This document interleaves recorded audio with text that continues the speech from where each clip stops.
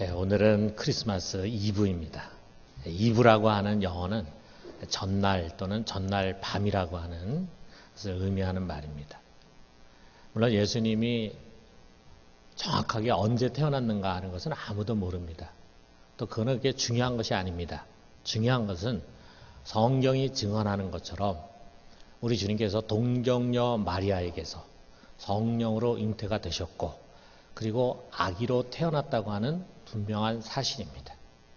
그리고 먼 동방에서 박사들이 그를 찾아와서 그 아기 예수 앞에 무릎을 꿇고 경배하면서 예물을 드렸습니다. 이것이 이 땅에 육신으로 오신 우리 주님을 영접하는 우리 인간들의 올바른 자세입니다. 우리 역시 우리 주님 앞에 무릎을 꿇고 가장 귀한 예물을 드리면서 경배할 수 있기를 바랍니다. 우리 박사들이 예루살렘에 와가지고 하는 말이 그들이 쫓아온 이 범상치 않은 별은 이스라엘의 왕이 나신 징조다. 이렇게 얘기를 했습니다. 그 이야기를 듣고는 헤롯 왕부터 시작해서 일반 백성에 이르기까지 온 성이 발칵 뒤집혔습니다. 왕이 오신 것입니다. 오늘 우리가 좀 전에 읽은 이 스가랴 선지자 역시 기다리던 왕이 오심을 선포하면서 기뻐하고 즐거워하라고 말하고 있습니다. 스가랴서 9장 9절에 보니까 시온에 따라 크게 기뻐할지어다. 예루살렘에 따라 즐거이 부를지어다. 보라, 내 왕이 내게 임하시나니. 그랬어요. 왕이 오신 것입니다. 그 왕이 오셔서 무엇을 하십니까? 당연히 보좌에 앉아서 이제는 다스리는 것입니다. 통치하는 것입니다. 어디를 다스리는가? 10절 하반절에 보니까 그의 통치는 바다에서 바다까지 이르고 유브라데 강에서 땅끝까지 이르리라 그랬습니다. 바다에서 바다까지, 유브라데 강에서 땅끝까지. 이것은 온 세상을 가리킵니다. 그래서 이스라엘이라고 하는 유다라고 하는 땅만을 통치하는 것이 아니라 온 세상을 통치하고 온 우주를 통치하는 것입니다. 이제 하나님께서 그가 창조하신 이 세상 속에 직접 오셔서 직접 온 세상을 통치하는 것입니다. 하나님이 통치하신다. 이것이 우리 모든 인류에게는 최고의 기쁜 소식, 복음입니다. 이사야서 52장 7절이 그걸 말하고 있어요. 좋은 소식을 전하며 평화를 공포하며 복된 소식을 가져오며 구원을 공포하며 시온을 향하여 이르기를 내 하나님이 통치하신다 하는 자의 산을 넘는 발이 어찌 그리 아름다운가. 이제부터는 내 하나님이 통치하신다. 그가 왕이시다. 이거보다 복된 소식이 없다 이거죠. 왜 이것이 그렇게 기뻐해야 할 좋은 소식인가라고 하는 거죠. 우리 민족은 역사 속에서 경험했습니다. 1945년 8월 15일 일본이 패망했잖아요. 그러면서 그 악독하고도 불의한 식민 통치가 이제 물러났습니다.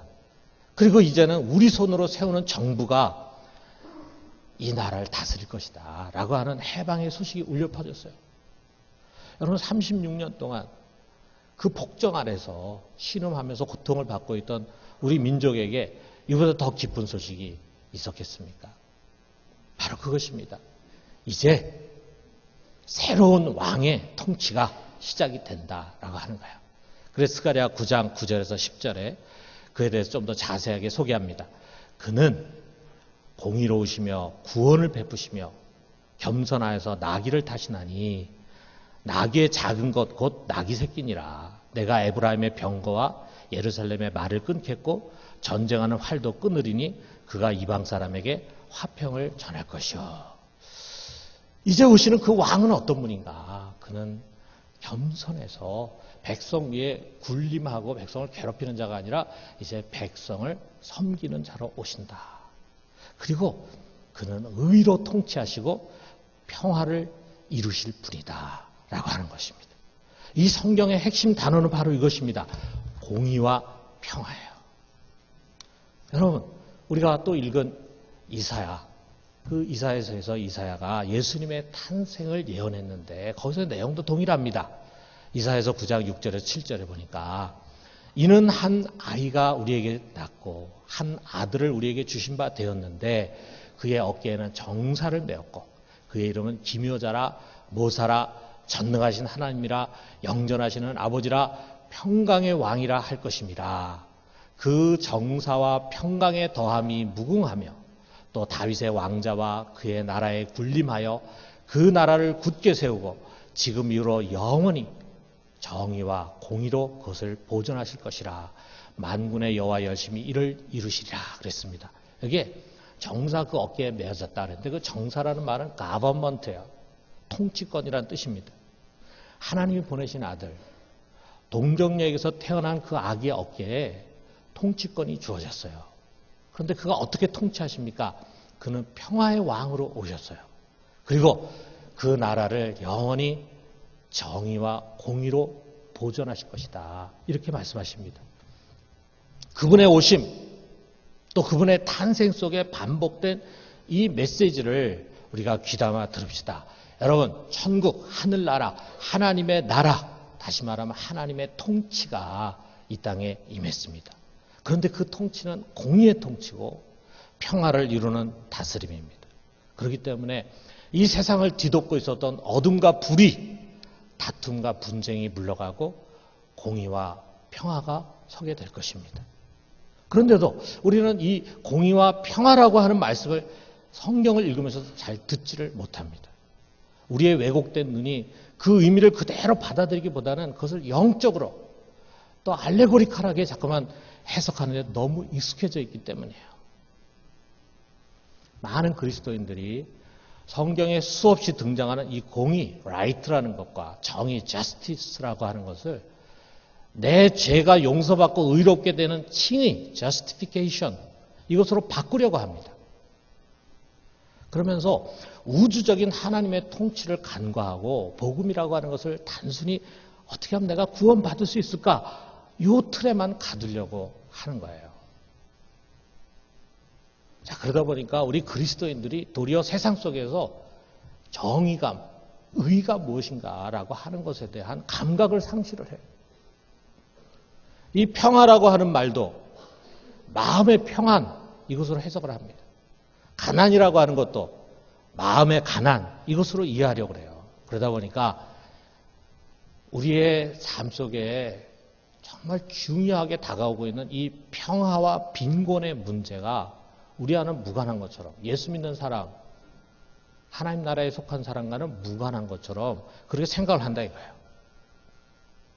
여러분, 이처럼 신앙이 전하고자 하는 중요한 말씀들을 개인 구원의 문제, 내면의 문제로 바꿈으로 그 본래의 의미를 상실하게 만들어서는 안 됩니다. 우리는 이 성탄절에 그 메시지를 좀 있는 그대로 받아들여요. 공의와 평화입니다. 이 땅에 오신 참되신 왕이 세상을 다스리시고 이끌어가는 방향이 있는데 그것은 분명합니다. 바로 공의와 평화입니다. 그래서 우리는요, 이 교회라고 하는 울타리를 좀 넘어갈 필요가 있습니다. 많은 그리스도인들이 너무 교회 중심적이고 이분법적이고 이원론적인 사고에 사로잡혀 있어요. 여러분, 예수 그리스도는 교회만의 주님, 믿는 자들만의 주님이십니까?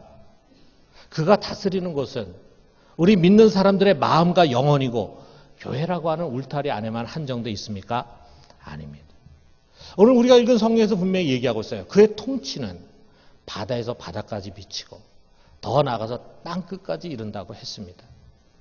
그렇기 때문에 우리 예수 그리스도는 당연히 교회의 머리시죠. 그러나 교회의 머리뿐만이 아니라 그는 모든 통치자와 권세의 머리가 되십니다. 골로새 2장 10절에 이것을 분명히 말하고 있어요. 그리스도는 모든 통치자와 권세의 머리시라. 자, 이것을 바울은 에베소서에서 또 이렇게 설명을 합니다. 에베소 1장 21절에서 22절에 보니까 모든 통치와 권세와 능력과 주관과 이 세상뿐 아니라 오는 세상에 일컫는 모든 이름 위에 뛰어나게 하시고 또 만물을 그의 발 아래 복종하게 하시고 그를 만물 위에 교회의 머리로 삼으셨느니라. 우리 예수 그리스도는 모든 만물 위에 계신 분, 세상의 주님이십니다. 그렇기 때문에 칼 루니아라고 하는 사람이 이렇게 말했어요. 이 세상에 그의 통치가 미치지 못하지 않는 영역은 단 1cm도 없다. 이 광대한 우주 속에 그분의 주권이, 그분의 통치가 미치지 않는 곳은 단 1cm도 없다. 모든 온 세상이 그분의 것이고, 그분이 다스리시고, 그분이 왕이시고, 그분이 주권자시고, 그분의 소유물이라 이거죠. 그렇다면 세상의 왕이 되신 그리스도께서 어떻게 세상을 공의와 평화로 다스려 가시는가? 물론 그가 역사 속에 직접 개입하셔서 우리 인간의 생각이나 힘으로는 상상할 수 없는 그런 일을 하기도 하십니다. 우리는 그것을 기적이라고 이야기합니다. 우리가 세계의 역사를 한번 돌아보면요, 어떻게 그런 일이 그때 일어날 수 있었을까? 쉽게 이해가 되지 않는 그런 기적과 같은 사건들이 참 많이 있습니다. 우리 믿는 사람들은 그때 하나님 그렇게 개입하셔서 그와 같은 놀라운 반전을 이루지 않았더라면 정말 세계가 큰 어려움에 처했을 텐데, 이런 생각이 드는 사건들이 많이 있다 이거죠. 그렇기 때문에 여러분, 우리는 무엇보다도 기도해야 합니다. 우리 성경에 보면은 너희는 모든 사람을 위하여 기도하라. 중보 기도에 대해서 얘기하면서 제일 먼저 누구를 위해서 기도하라고 했냐면 왕과 통치자들을 위해서 기도하라 그랬어요. 국가를 위해서 기도하라고 하는 것입니다. 왜? 우리 믿는 자의 기도야말로 주님께서 세상 속에 개입하셔서 능력으로 역사하시게 하는 통로라요. 주님은 얼마든지 이 세상을 뒤바꾸고 변화시키고 역사하실 수 있어요. 근데 우리가 기도할 때 주님께서 그렇게 역사하십니다. 그렇기 때문에 우리는 우리가 할 수 있다, 할 수 없다라고 하는 것으로 주저앉지 말고 우리가 할 수 있는 그 일, 할 수 없는 그 일을 뛰어넘으시는 전능하신 하나님 의지하면서 우리가 당면하고 있는 모든 우리 주의 문제를 놓고 우리 하나님 앞에 가지고 나가서 기도해요. 하나님 역사해 주십시오. 하나님 그 일을 이루어 주십시오. 그러면은 하나님이 그의 때, 그의 방법으로 역사하시고 구원하시고 변화시켜 주실 것입니다. 그러나 그보다 더 보편적인 것은 바로 사람을 통한 통치입니다. 먼저 그분을 믿고 의롭다 하심을 받은 의인들이 세상에 많이 있어요. 정말 의인들입니다. 하나님의 의를 힘입은 자들입니다. 의라는 문제를 가지고, 죄라는 문제를 가지고 깊이 고민하면서 싸우면서, 그리고 마지막에 믿음으로 주님을 의지해서 의롭다함을 받은 의인들이 있어요. 하나님의 의를 맛본 사람들입니다. 하나님과 평화를 먼저 이룬 사람들입니다. 그분의 말씀을 듣고 지혜를 얻은 자들입니다. 그러한 자들을 통해서 주님은 세상을 다스리고 세상을 변화시켜 가기를 원하십니다. 여러분, 예수님께서 승천하시기 전에 제자들에게 주신 유언적 명령, 우리가 지상 명령이라고 하는데, 그걸 우리가 한번 생각해 봐요. 마태복음 28장 18절에서 20절에 보면은 하늘과 땅의 모든 권세를 내게 주셨으니 그러므로 너희는 가서 모든 민족을 제자로 삼아 아버지와 아들과 성령의 이름으로 세례를 베풀고 내가 너에게 분부한 모든 것을 가르쳐 지키게 하라. 볼지어다 내가 세상 끝날까지 너희와 항상 함께 있으리라. 자, 여러분, 우리 주님은 부활하시고 승천하심으로 말미암아 하늘과 땅의 모든 권세를 가지신 세상의 왕이 되셨습니다. 그런데 그의 백성이고 그의 소유물인 이 세상은요, 자기의 참된 왕이 되신 분의 말을 들을 수가 없어요. 그의 뜻을 알 수가 없습니다. 반면에 그의 제자들, 믿는 자들, 그리고 교회들은 그가 가르치는 말씀을 들을 수가 있습니다. 이 땅에 임한 천국, 하늘나라에 관한 교훈, 세상에 풍조하는 전혀 다른 하나님 나라의 가치를 알고 있어요. 너희는 세상에 가서 그것을 알리고 가르치라고 명하십니다. 그러므로 여러분, 우리 그리스도인들은요, 모두가 한 사람도 예외 없이 이 세상 속에서, 이 시대 속에 예언자들입니다. 우리는 옳은 것을 말하는 사람들이고 미래에 일어날 일을 선포하는 사람들이에요. 에베소 3장 10절에 이런 말씀이 있어요. 이는 이제 교회로 말미암아 하늘에 있는 통치자들과 권세들에게 하나님의 각종 지혜를 알게 하려 하심이니 그랬어요. 하늘에 있는 통치자들과 권세들, 그들은 하나님에 대한 지식을 가질 수가 없어요. 그런데 하나님께서 먼저 이것을 교회에 가르쳐 주셨습니다. 하나님에 관한 각종 지혜를 가르쳐 주셨어요. 그리고 교회로 하여금 이것을 세상 속에 선포하게 해서 하나님의 지혜가 무엇이고 뜻이 무엇인지를 가르쳐 주게 하십니다. 그렇기 때문에 여러분, 세상은 교회의 소리를 들어야 합니다.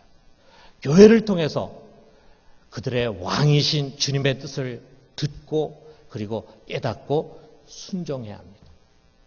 그렇다면 우리가 세상에 선포할 그 예언의 핵심이 무엇입니까? 예수를 믿고 구원을 받으라. 예수를 믿고 이 악한 세대 가운데서 구원을 받으라. 이것이 복음의 핵심이죠.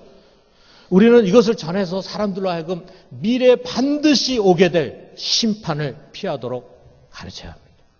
뿐만 아니라 하나님이 이 세상을 얼마나 사랑하시는지 무한한 사랑으로 그들을 사랑한다고 하는 것을 선포해서 그 하나님과 화목하고 그 하나님 안에서 은혜를 누리도록 가르쳐야 합니다. 그러나 이것 못지않게 전해야 할 것이 있어요. 그것이 뭐냐? 바로 공의와 평화의 메시지. 하나님은 이 세상을 이것을 가지고 다스리기를 원하신다.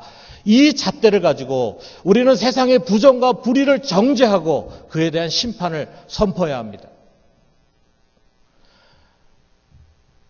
과연 하나님의 종이면서 사역자라고 하는 대통령이 공의를 실현하고 있는가?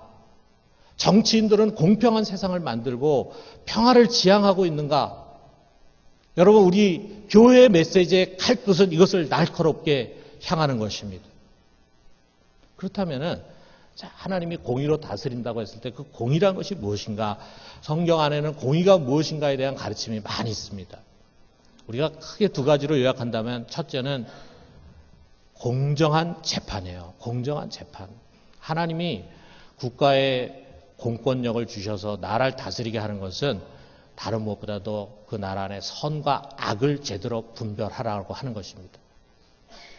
그래서 지위 고하를 막론하고 악을 징벌하고 그리고 선에게 포상을 하라. 그것을 위해서 통치자를 세우고 관리를 세웠습니다. 또 공의란 것은 무엇이냐? 빈곤의 문제를 치유하는 것입니다. 성경이 가르치는 정의로운 국가는요, 그 사회의 가장 약한 자들, 가장 가난한 자들, 그들을 돌아보아서 살 길을 열어줘가지고 더불어 사는 공동체를 만드는 나라, 그런 나라가 성경이 말하는 정의로운 나라입니다. 여러분, 우리가 이 단순한 잣대만으로 보게 될 때 지금 이 세상이 얼마나 이 하나님의 말씀과 그의 공의에서 멀어져 있는가 하는 것을 보게 됩니다. 세계 도처에서 재판이 굽어지고 있어요. 억울한 자들이 나오고 있어요. 아울러서 가난한 자들이 내버림을 당하고 있습니다. 우리 사회는 과연 정의가 제대로 서 있는가?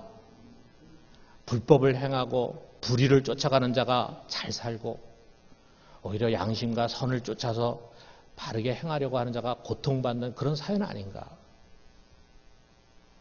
고아와 과부와 힘없는 사람들이 과연 공정한 재판을 받고 있는가?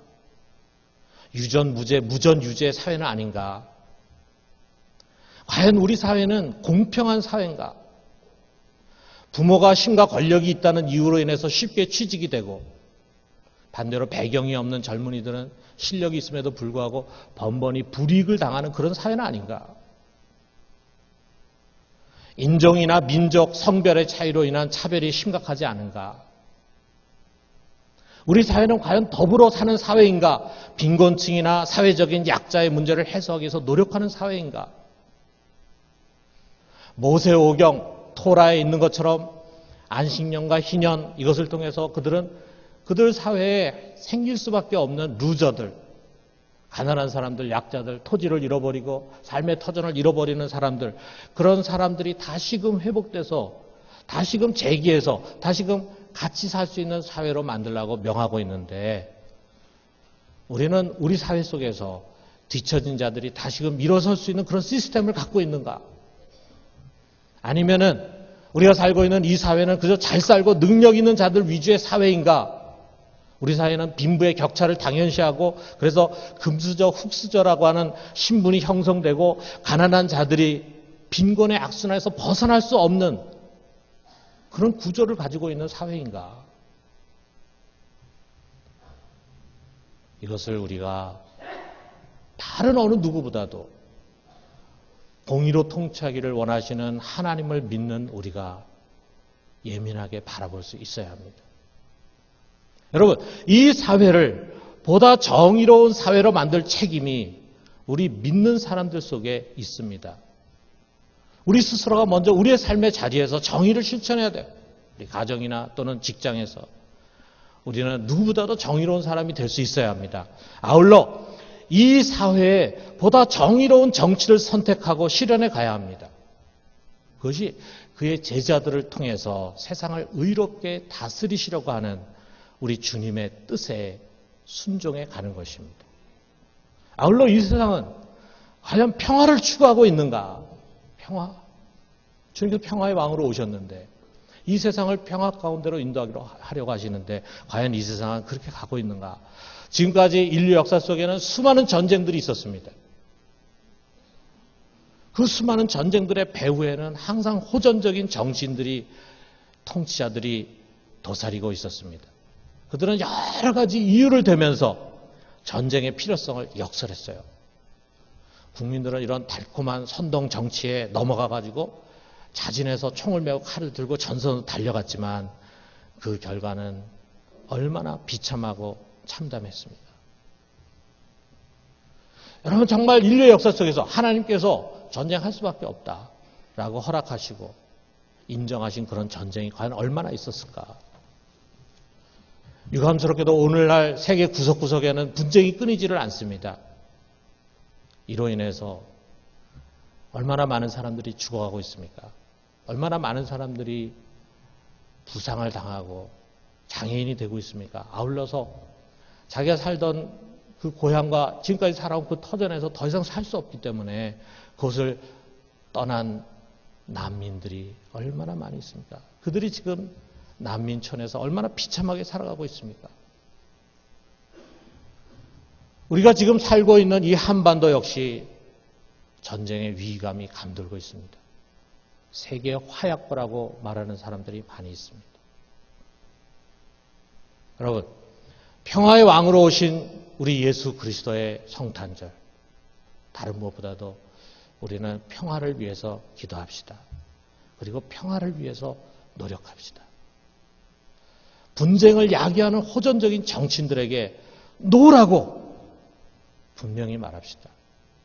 여러분, 평화는 전쟁보다 훨씬 좋은 것입니다. 때로 평화를 위해서 우리는 많은 값을 지불할 수 있어야 합니다. 여러분, 말씀 뵙겠어요. 우리 주님은 공의와 평화의 왕으로 오셨습니다. 그가 오신 성탄절에 우리는 먼저 이 세상의 빈곤 속에서 허덕이는 가난한 사람들을 생각합시다. 절대적인 빈곤 가운데서 하루하루를 연명하기 힘들어하는 사람들을 생각합시다.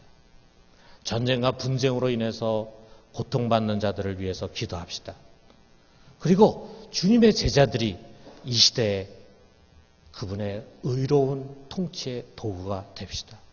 우리가 먼저 의를 쫓아 살아가고 평화를 만들어가는 자가 됩시다. 아울러서 이 세상이 우리 주님이 원하시는 것처럼 정의가 물같이, 공법이 마르지 않는 강같이 흐르게 되도록 힘씁시다. 칼을 쳐서 보습을 만들고 창을 쳐서 낫을 만들어서 평화를 이루는 그런 세상이 되게 합시다. 그런 주님의 통치를 세상 속에서 이뤄가는 우리 모두가 되기를 주님의 이름으로 축원합니다. 우리 같이 기도합시다.